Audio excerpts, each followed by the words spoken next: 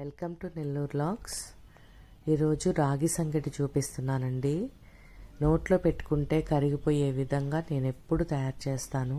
సంగటి చాలా టేస్ట్గా ఉంటుంది. ఇది నేను ఈరోజు అయితే చేపల పులుసుతో తింటున్నానండి. చాలా బాగా కాంబినేషన్, మంచి కాంబినేషన్ ఇది.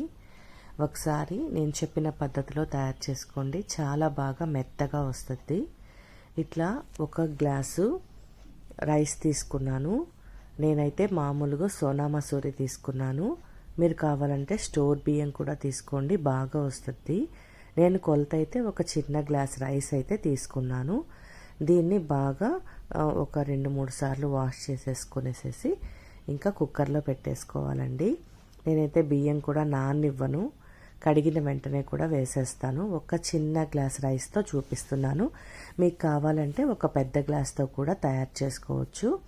ఒక గ్లాస్ని ఇలా 7-8 విజిల్స్ రావాలండి. కాబట్టి మనం ఒక గ్లాస్కి 5-6 గ్లాసుల వాటర్ తీసుకోవాలి. అందుకని పెద్ద కుక్కర్ని మనం పెట్టుకోవాలండి ఎప్పుడు.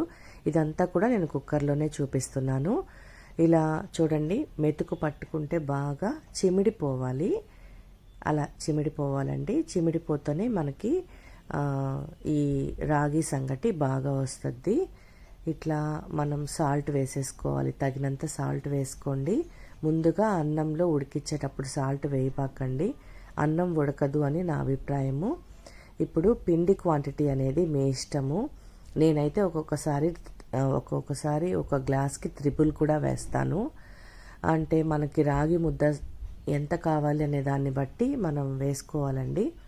ఇక్కడ నేను ఒక 2 గ్లాస్, అంటే ఒక పెద్ద స్టీల్ గ్లాస్ నిండా తీసుకున్నాను. దీన్ని ఏం చేయాలి అంటే, ఇప్పుడు వేడిగా ఉండే అన్నంలోకి అటు ఇటు టర్న్ చేస్తూ దాన్ని ఆ రాగి పిండిని కలిపేసుకోవాలి. ఇదంతా కూడా స్టవ్ వెలిగించకుండా చేసుకోవాలండి. ప్రెషర్ తీసేసాం కదా ఇందాక, దాన్ని నీట్గా కలుపుకోవాలి. ఇక్కడి నుంచే మనకి సంగటి ముద్ద తయారవుతుందండి. ఇట్లా వేడిగా ఉండే అన్నంలోకి ఇదంతా కూడా కలిసిపోయేలాగా కలుపుకొని తర్వాత లిడ్ పెట్టేసుకోవాలి. ఒక 5 మినిట్స్ దాకా ఆ ప్రెషర్లో ఉండే వేడి ఈ పిండిని బాగా ఇది చేస్తుందండి, ఉడకనిస్తుంది రాగి పిండిని. తగినంత వాటర్ వేసుకుంటూ ఇంక మళ్ళీ ఒకసారి కలుపుకోవాలి. కలుపుకున్న తర్వాత ఇదంతా కూడా స్టవ్ మీద సిమ్లో కాసేపు పెట్టేసి లిడ్ పెట్టాలండి. లిడ్ పెట్టి దాన్నేమి మనం విజిల్ ఏం పెట్టకూడదు, జస్ట్ వేడి కోసం. ఆల్రెడీ ఇందాక మనం పెట్టిన లిడ్కి ఉడికిపోయి ఉంటుంది రాగి పిండి.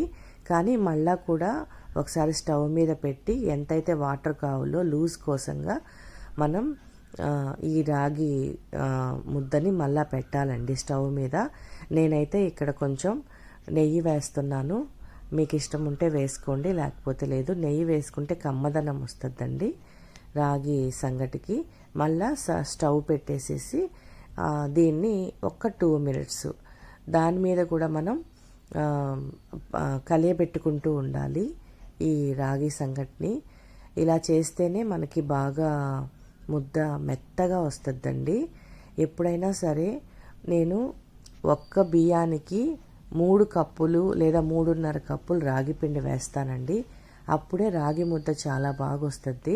ఇంకా నాకు రాగి ముద్ద తయారైపోయిందండి. దీన్ని మనం చేపల పులుసుతో ఇప్పుడు ఏ విధంగా తయారు చేసుకోవాలి అనేది నేను చెప్తాను. దీంట్లోకి చికెన్ సూప్ కూడా చాలా బాగుంటుంది. చేపల పులుసు అయితే ఇంకా చాలా ఆర్సంగా ఉంటుందండి. ఇట్లా రాగి ముద్దలు అయితే తయారైపోయాయి. నేను దీంట్లోకి కొరమేను చేపల పులుసు చేస్తున్నాను. ఇది దాదాపుగా 1.5 కేజీ కొరమేను చేపల పులుసుకి చేపల పులుసు తయారు చేసి చూపిస్తున్నాను. ఇంకా ఆవాలు, జీలకర్ర, మెంతులు అంతా కూడా ఒక్కొక్క స్పూను కాగిన నూనెలో వేసేస్తున్నాను.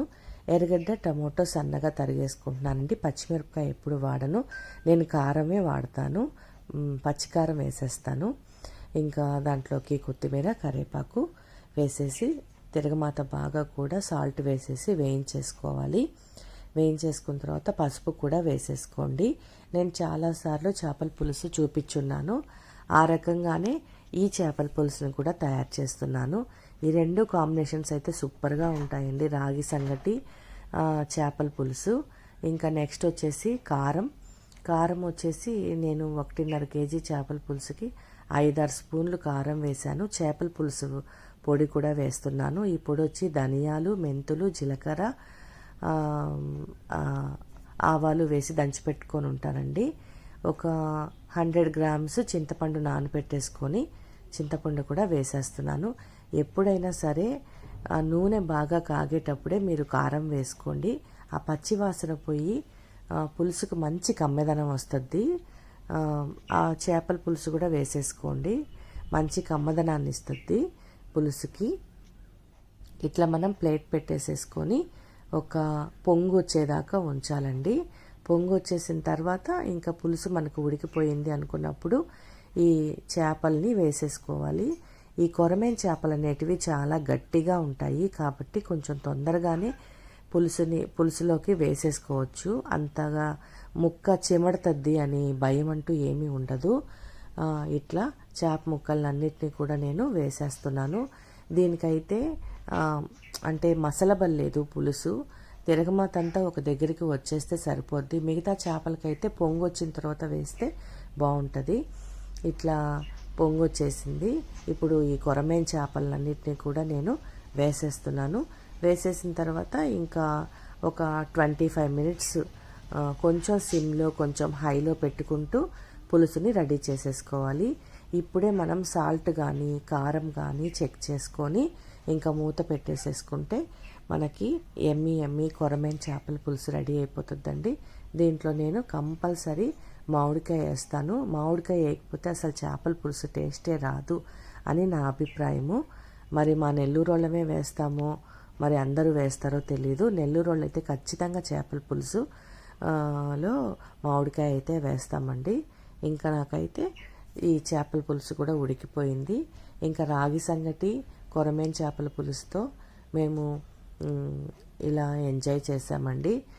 మీరు కావాలి అంటే కొరమేను ప్లేస్లో మీకు నచ్చిన చేపని వేసుకొని చేపల పులుసుతో ఒకసారి నేను చెప్పినట్టుగా వెన్నలాగా కరిగిపోయే ఈ రాగి సంగటిని చేసుకొని తినండి, చాలా బాగుంటుంది. నా వీడియో కనుక ఎవరైనా ఫస్ట్ టైం చూస్తుంటే లైక్ చేయండి, షేర్ చేయండి, సబ్స్క్రైబ్ చేయండి. ఒకసారి నేను చెప్పిన పద్ధతిలో రాగి సంగటి చేపల పులుసు చేసుకోండి. Thank you.